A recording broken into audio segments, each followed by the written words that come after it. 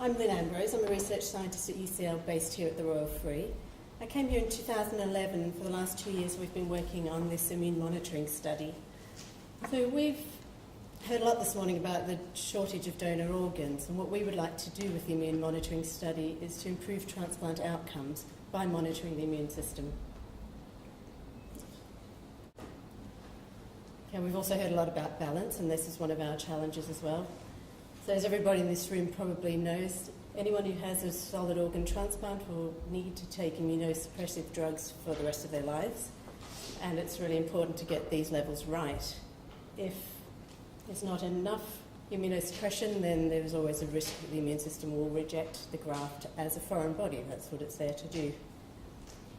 If there's too much immunosuppression, there's also a series of issues. The first one of these is drug toxicity. And then susceptibility to infection in general, also viral reactivation, which Paul spoke to us about earlier. We've focused on CMV for the same reasons that Paul discussed earlier. It's the most common infection in solid organ transplant. It can result in significant illness and also graft loss. And although while we are not aware of it most of the time, those of us who've seen CMV have got a huge amount of our immune resources dedicated to controlling this virus, and we're completely unaware of that until such time that we're immunosuppressed and the virus is allowed to reactivate and can cause quite serious illness. Another example of infections relevant to this audience is hepatitis C infection of the new liver in patients who were hepatitis C positive before transplant. So currently we monitor this balance by clinical outcomes in graft rejection by measuring liver function, also by biopsy, which is invasive. And what we're working with is a simple blood test that would become part of routine clinical care, which would be completely less risky. And we see the impact of too much immunosuppression by viral reactivation. As Paul mentioned earlier as well, in some centres they give antiviral prophylaxis. Here at the Royal Free we prefer to do quite proactive CMV monitoring. That's twice weekly for your first few weeks of transplant, and then it becomes weekly and then monthly, and it depends how the patient goes. So we're always watching the CMV viral load. Another way of measuring is looking at these levels is to measure just the drug level in the blood. Now, this is a surrogate marker because it just tells us how much drug is in the blood. It doesn't tell us anything about the impact on the immune cells, how the immune cells are responding to this. So, like I've said, what we would like to do is use monitoring of the immune system to try to achieve this balance where the graft survives and thrives and functions. The immune system isn't attacking it, but the immune system is also sufficiently competent to be able to fight infection.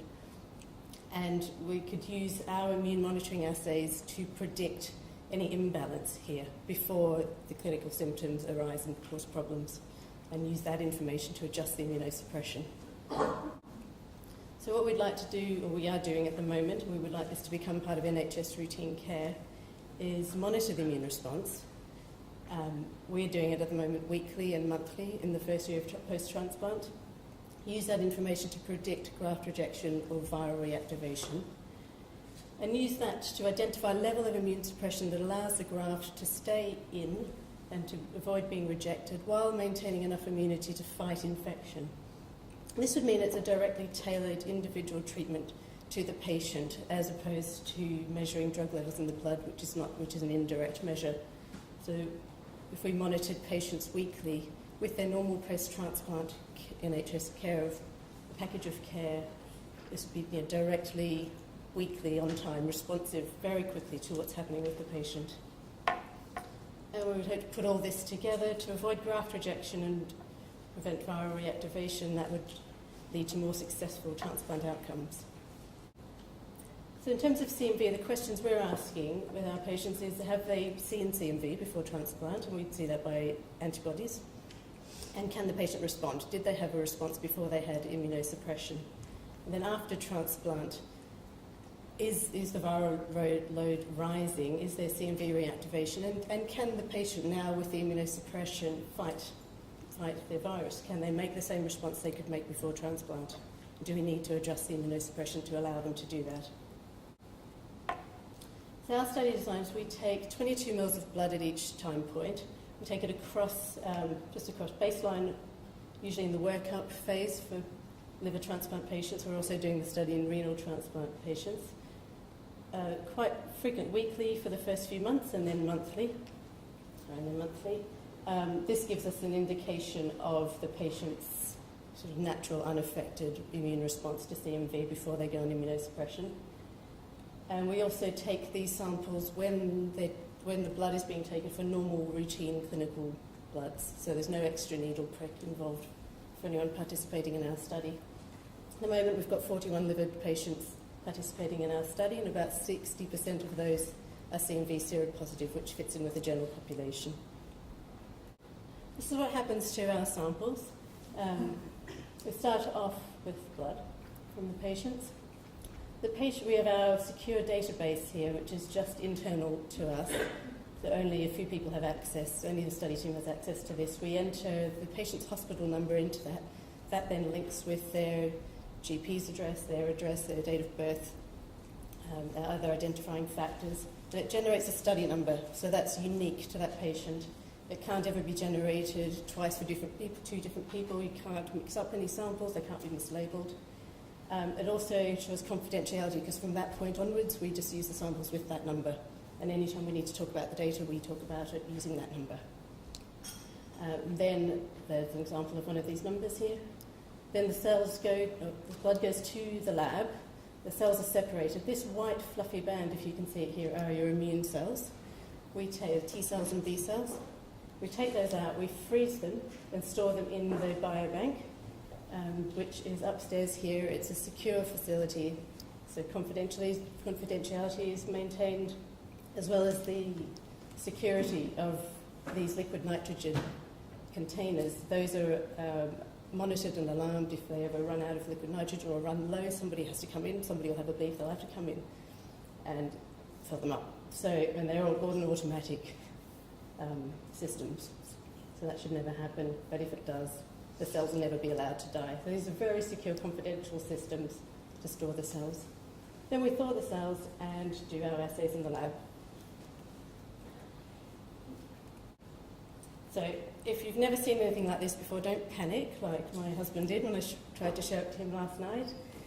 The point here is just to show this is what the raw data looks like for anyone who's interested, and to show that these markers here, CD4, CD3, down here, CD45RO, these are markers on the cells that we can use to identify the cells. So we can exchange these for other markers. We know what sort of cells we're looking for. These are all T cells here, which are the relevant ones for fighting CMV.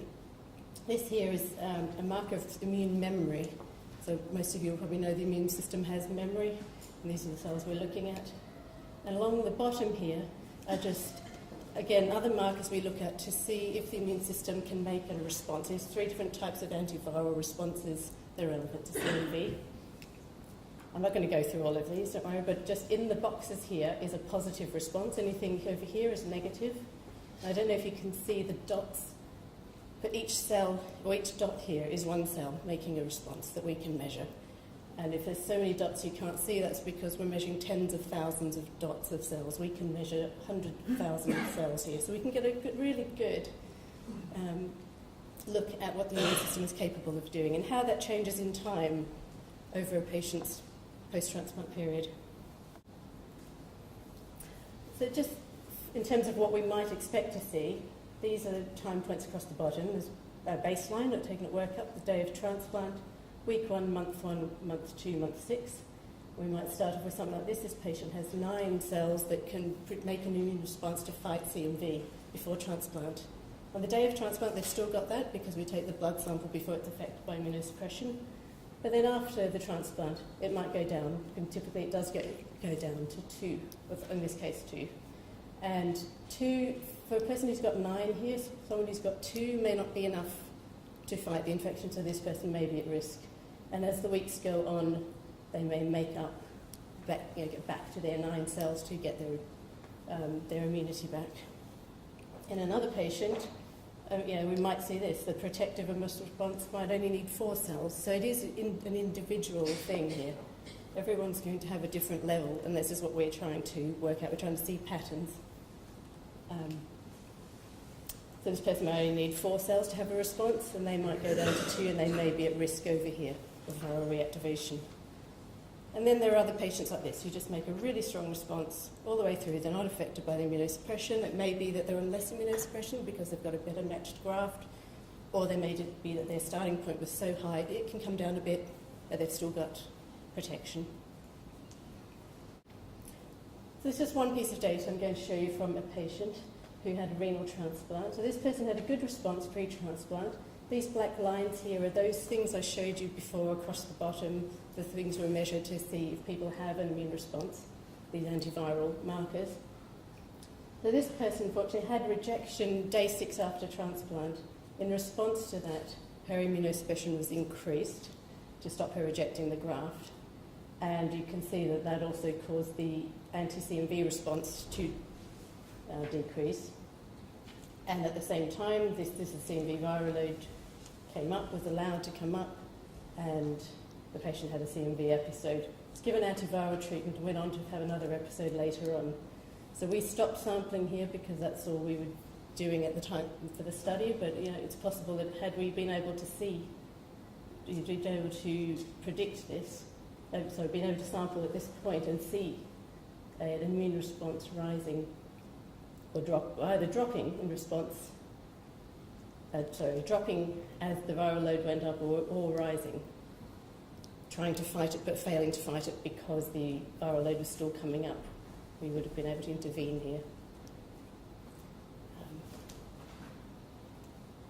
And for, just going back to, these are the questions we would like to ask. Who is at risk of impending infection? Who's at risk of impending rejection? And just keep in mind, this is the balance we would like to achieve. I work with a lot of people here, including NHS and academic staff, funders, and of course the patients who make these studies like this possible. Thank you.